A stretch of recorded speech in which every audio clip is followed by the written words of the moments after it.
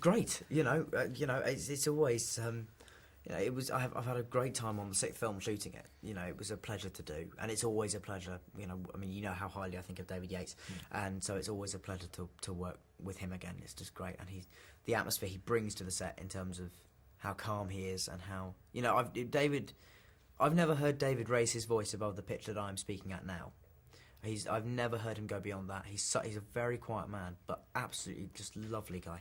So that was great to film, and obviously, doing the interviews is a lot of fun too, because I get to talk to people like you, and I also get to talk to some crazy people, which is fun as well.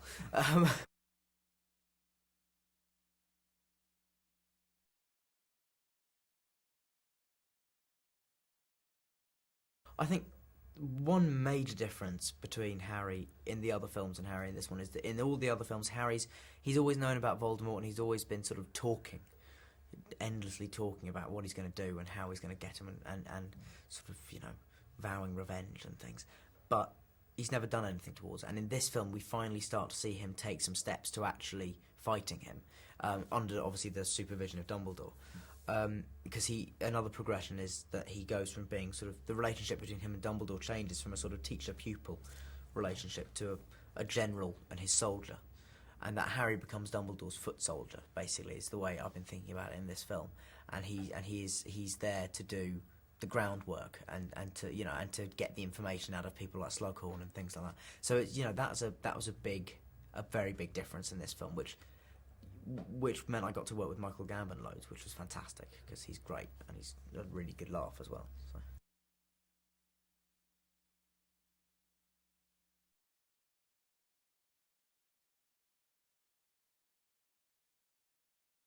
Well, I think, one of the thing that makes that trio such an endearing sort of group is the fact that everyone knows in your teens, if you've got a group of friends that you say made when you were 11, it can be very hard to carry on that group of friends till the end of your teenage years, because you grow in so many sort of different ways and you sort of change so much.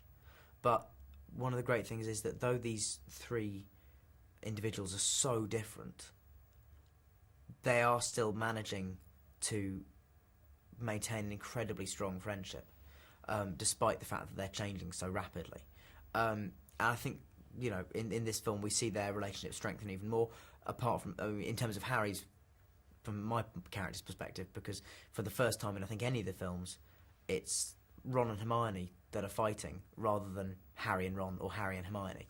So in this film, it's the first time we actually see Harry as the sort of intermediary, sort of breaking up the fight.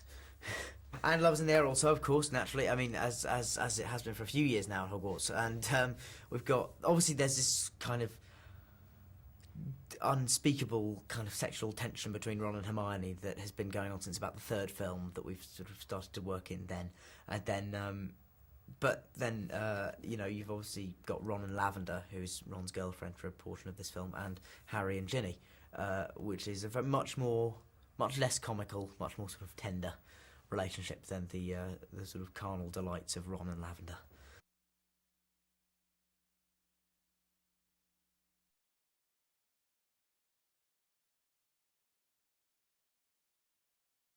I think it's, in terms of the character of Harry, I think it's to do with the fact that he, without being really broadly drawn or simplistic, he's very accessible. He's a complex character, but people can find a lot to relate to in him. And I also think that it's to do with magic. I mean, magic is a thing that exists in all cultures, in the mythology of every country, in all cultures like that.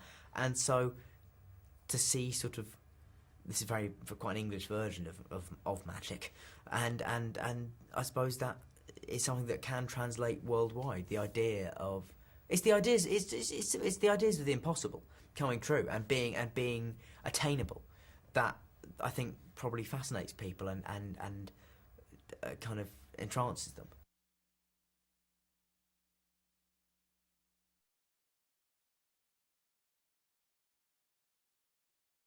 I think the way I've been brought up by my parents is it's about a work ethic, and it's about grafting, it's about working hard, and so I don't And also, a lot of actors have a very strange, in my opinion, strange view of acting, where it's almost like a part-time job, where you'll go off and you'll like do a film for 6 weeks, and then just not do anything for another month or so, and then go off and do another film. And for me, if I'm not filming, I like to be doing other stuff to do with acting. Like I go to voice lessons and stuff like that, and you've got to constantly be getting as many strings to your bow as you can. I think is the key, because after Harry Potter finishes, acting's an incredibly intensely competitive world, and so you have to have as much to offer a part as you possibly can.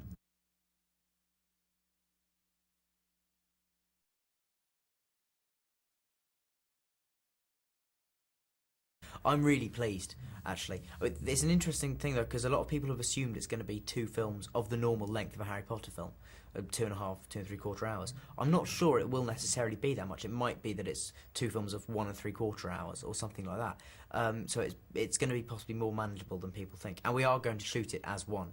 So in terms of the filming of it, it really won't change anything for me.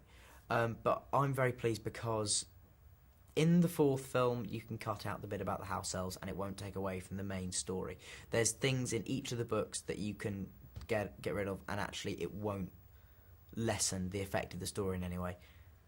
However, if you take away anything from the seventh book, you miss something, because there's really, in a funny way, there's almost no subplots in the seventh book. It's one very, very direct through line in terms of the story, and if you cut any of it, well, I mean, you can't, because it's all vital. So you do really need two films to do the book justice, I think.